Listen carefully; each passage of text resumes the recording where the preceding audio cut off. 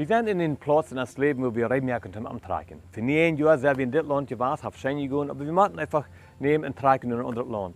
Indem wir reinmerken zum Amtragen, dann merken wir was Stupsels. Wir haben ein Stupsel mit Sachen, in was wir sagen, naja, diese Dinge, die machen wir einfach mitnehmen. Noch ein Stupsel haben wir, naja, wenn wir Riemen haben, haben wir diese auch. Dann haben wir ein Stupsel, sehen wir, wenn wir, well, das weiß wir nicht nehmen. Ein Stupsel haben wir hier, sehen wir, diese Dinge, die wollen wir bloß nicht mitnehmen, die machen wir losfahren. Naja, wir fangen dann mit diesem Stupsel an, haben das alle aufgeschafft, das wollen wir nicht mitnehmen, dann gehen wir nur den nächsten. Dann wollen wir an diese Sachen hier, die wir auch nicht haben, erst wir zweifeln, aber nein, die können wir alle verkaufen, die können wir weggeben, nicht verkaufen. Dann haben wir das, was wir sehen, wenn wir Riemen haben, wollen wir das auch. Aber dann waren wir an, naja, das sind auch meist alles Dinge, die wir auch nicht haben, dann können wir die auch noch aufstehen. Dann kommen wir bei diesen Klampen, wo wir sehen, diese Dinge, die müssen wir unbedingt haben. Naja, wir besehen das dort, wir dann das betrachten und sagen, meiste von diesen Dingen, die wir auch nicht haben. Wir sind aber dort auch noch meist alle losgeworden.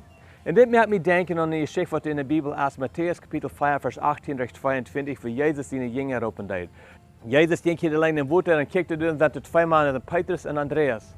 Und dann sagte er Petrus und Andreas, komm, folg mir nur. Und dann sagte er, dass die verleiten ihre Nachts und die Jünger Jesus hing heran. Kalt eins wieder, sind Johannes und Jakobus und Jesus kickte ihn und sagte, komm, folg mir nur. Und dann sagte er, die verleiten ihr Futter, die leiten ihre Boot und die leiten alles was Tag und die Jünger und die folgen Jesus nur. Und die Frau ist, wo deuten die das? Wo können die alles bloß loslassen und folgen ihm nur? Und das sind vielleicht viele Ursachen, ich habe eine große Lehre von nehmen, aber eine Wirklichkeit ist, dass die mussten das einfach loslassen, damit die mit ihr vollen Hart können Jesus nur folgen. Dass die nicht dürfen immer wundern, was passiert mit uns Geschäft, wenn wir hier nicht sind. Sondern die leiten alles los, was entweder Teilhaben von Jesus wirklich verfallen nur folgen. Und das, was wir machen tun. Wir machen die Dinge, die wir in unserem Leben haben, was uns den Bricken von Jesus nur folgen, die müssen wir einfach loslassen. Für einige Menschen ist es so einfach, dass sie dann amtragen, das wir tun, und dann müssen die Sachen loslassen. Für einige Menschen ist es Familie, für einige Menschen ist es Arbeit, für einige Menschen ist es vielleicht Geld, was immer das muss sein.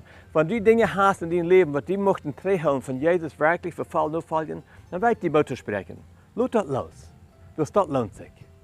Ich bin Henry Redekop für die Karte und Achten.